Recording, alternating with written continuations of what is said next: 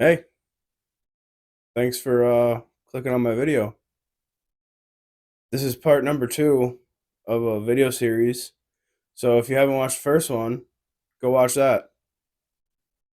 All right, guys, we're back. We got our four cases fresh out of the ultrasonic cleaner. They look good.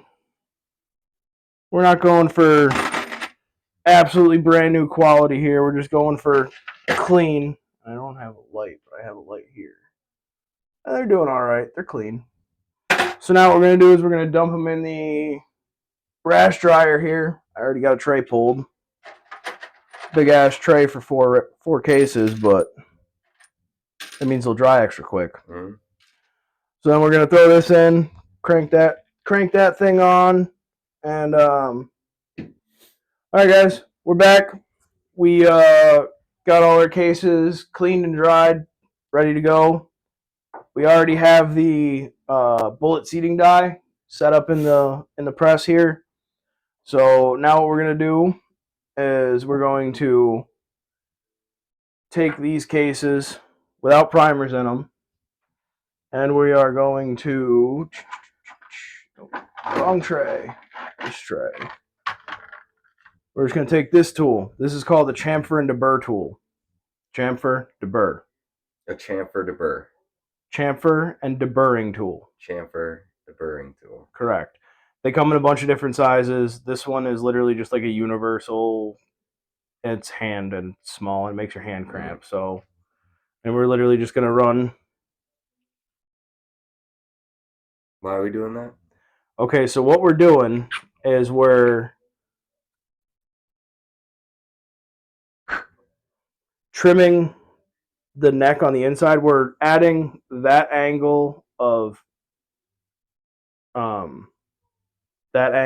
cut into it to help the bullet find its way in there. And do you have to do that? You don't have to, no, but it does make seating easier. So, and then when you get done running that, you literally just a couple of times cut some of that metal out, and then you just run this around the outer edge to cut the burr off of the lip. Okay. So go ahead and kick those three. This side first. Correct. How hard am I doing it?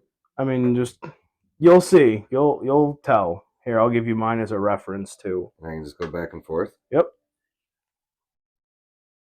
It's much like a drill bit. It cuts one direction.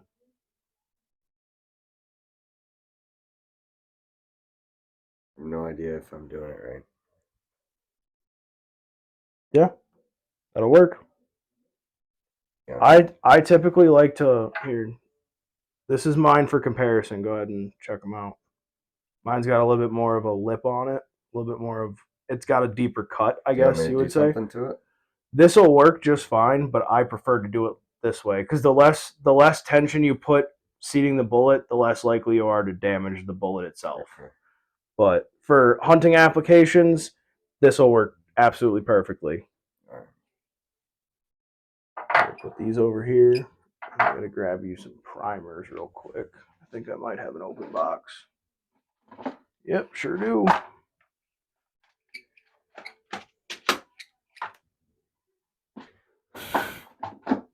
How's that look? Perfect. You might have to hit a little harder on the deburring side because there's not a very big lip, but you can feel. I think mine's the same way though.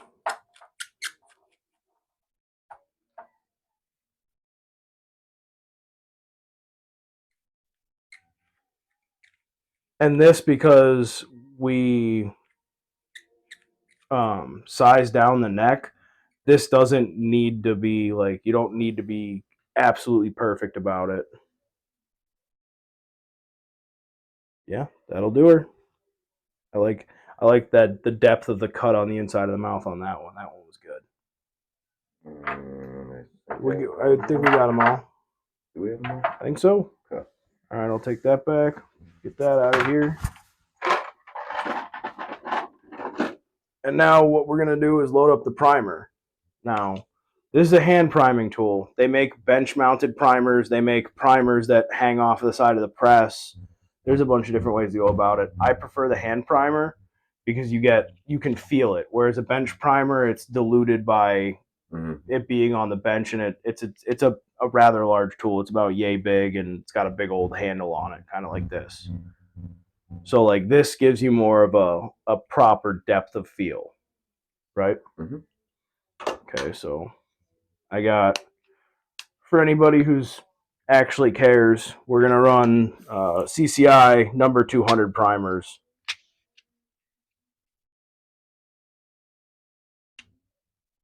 And we only need 4 of them. And these come in packs of 100. Okay. Like this.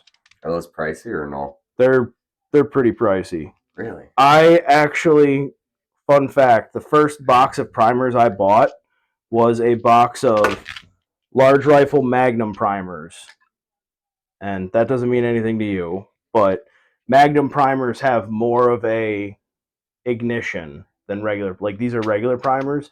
I typically load with Magnum primers because they have more of an ignition. You can get more powder in. The reason people use them, aside from Magnum people that actually shoot Magnum cartridges, is you can jam more powder in, and it causes that much more of an ignition that it has a higher chance of lighting all of that powder. Yeah. Okay. So my first box of primers that I bought was $39.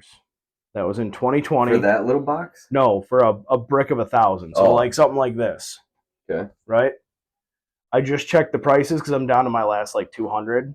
I just checked the prices, and they're over $130 for a box of 1,000. So between now, when we're shooting this video in 24, and when I bought them in 2020, they went up $100. And it's not like anything changed about them, right? Okay, so. And this covers a wide variety of rifle, like the primer. Like this primer is basically universal. Anything that shoots a large rifle primer, because it's broken down into 4 categories. There's large rifle, large pistol, small pistol. And then you got variations of each. There's always a Magnum variant. Qualify as like the small rifles. Your 5.56s,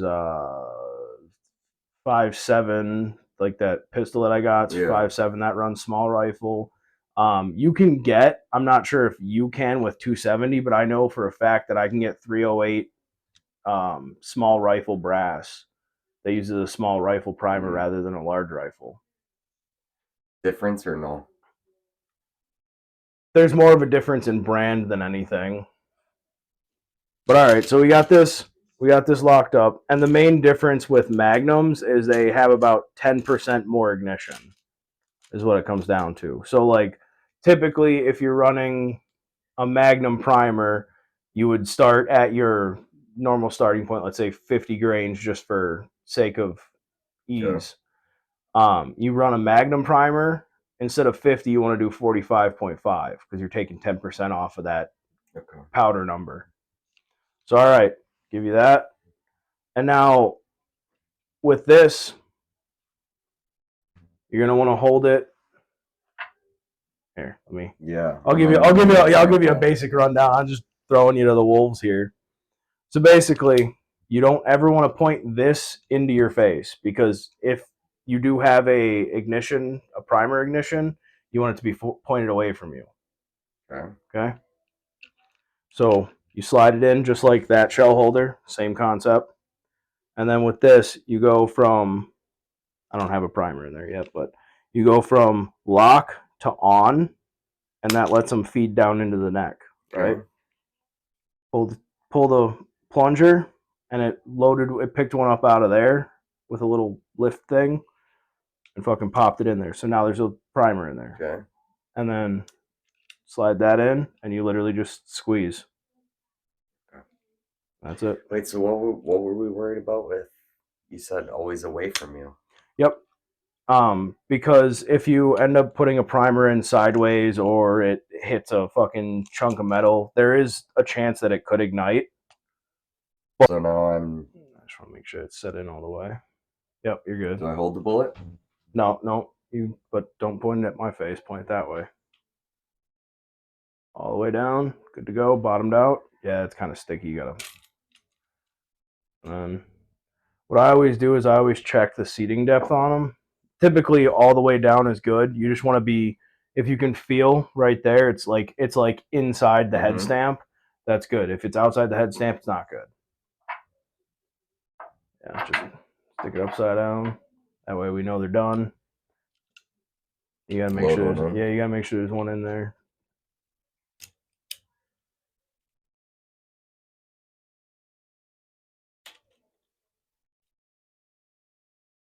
Yeah, if you run your finger across it, you'll feel that it's cratered in or out. Oops.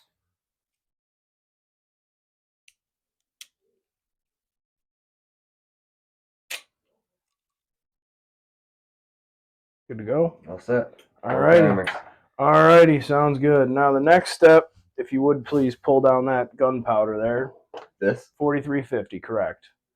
And we said we were doing. I actually wrote it down because I'm not dumb.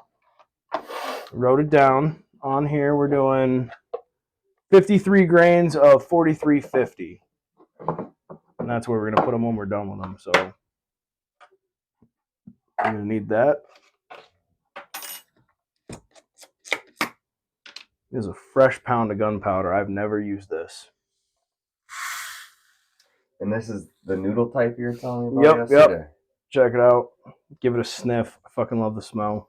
It smells chemically. I know, it's great.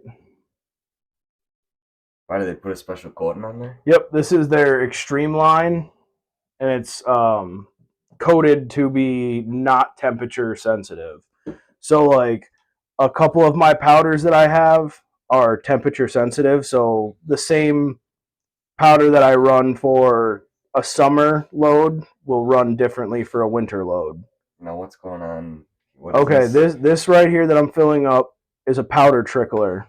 And this is, so basically you're going to do your rough powder measurement with the spoon, the scooper. And then this, I got to get it preloaded here. But this, you spin this and it drops like 1 or 2 grains at a time until you're in the money, you know? So we're going to 53 even. Get this paper out of here. We're going to 53 even. So what you would do is you'd go up to like 40 or 52.3 or 52.5, and then you'd trickle the rest of the way up to 53 even. That way you don't go over. And that's just a simple way to measure it out. Now we got our scale here.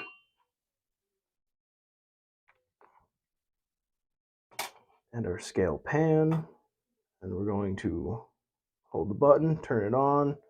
We'll make sure that it zeroes out.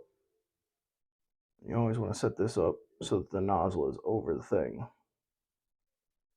And then I'm going to load the first one, just kind of like, hopefully not make too much of a mess. How much are you looking for right now? 53 even.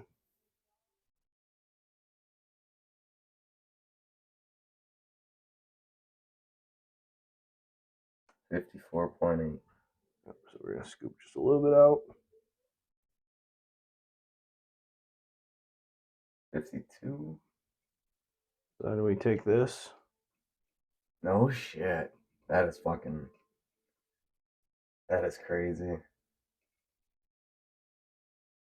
And you're going to flip one of them cases over so that the mouth is facing up. Nope, put them in the big hole.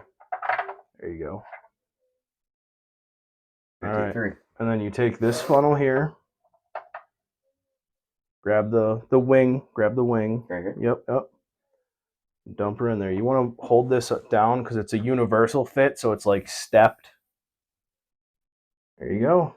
And now you have your first one loaded. So there's 53 grams of powder in there? 53 grains. Grams is a different measurement.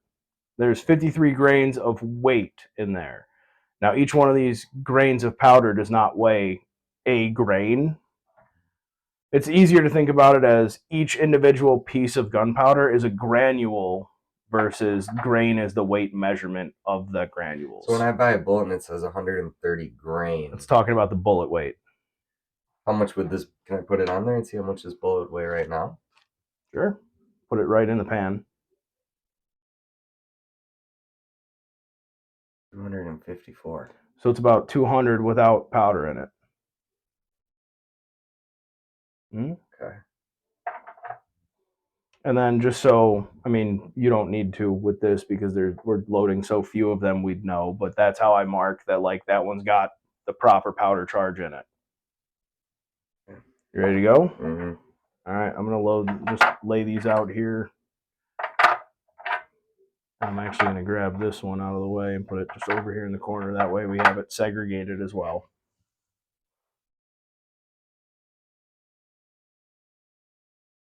About 3 scoops is what I just saw.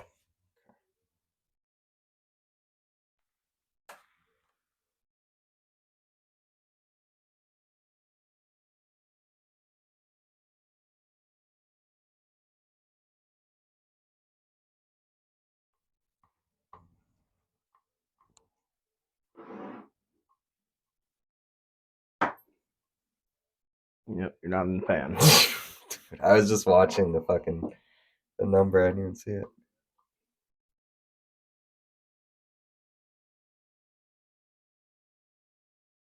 There you are.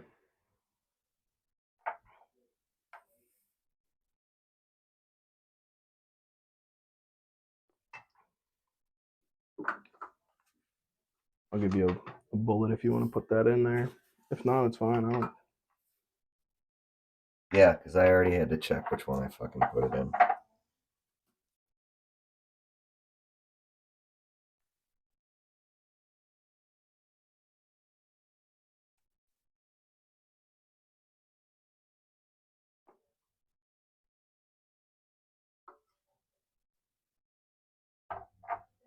You ever worry about that scale not being accurate? Yes, but I also have a second scale to check to make sure it is. This isn't trickling down. Give it a little.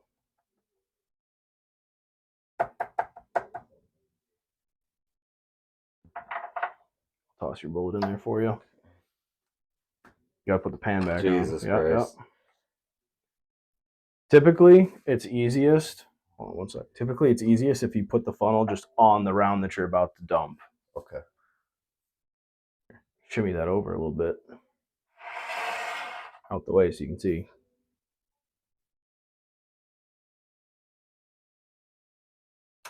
Nice. Very, very close. That's probably only gonna be like 1 or 2 grains out of there. 4.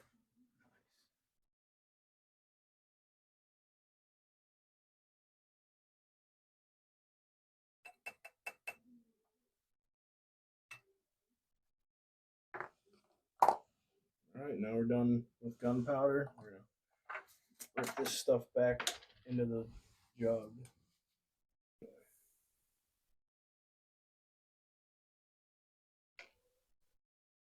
Put that one later. To the side. Close up our scale since we're not using it anymore. All right, now we're back to the fun part.